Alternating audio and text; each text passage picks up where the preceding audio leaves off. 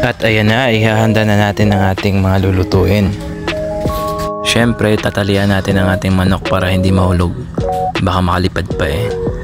At isusunod na natin ang ating lechon belly. Ayan. Nagpapoy na rin ako para may baga tayo mamaya. Ayan, nakaready na ang ating lilitsunin. At habang nagpapapoy ako, inuna ko muna ang ating lempo. Inihaw ko na. Luto na, tikman na natin. Yun. Sarap. Ayos.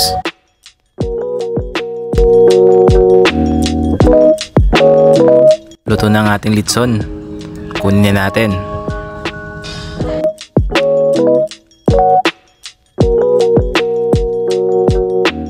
Napaka-crispy at napaka-juicy. Pwede na yata ako magnegosyo nito. Ayan, nakikita nyo naman. Hindi ko na kailangan magpaliwanag. Nakikita nyo naman. Siyempre, titikman na natin. Sarap.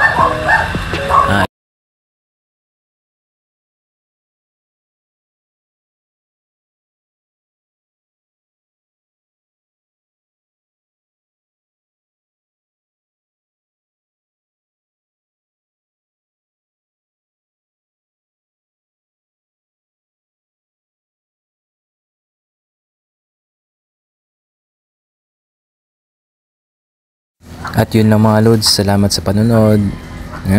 Sarap.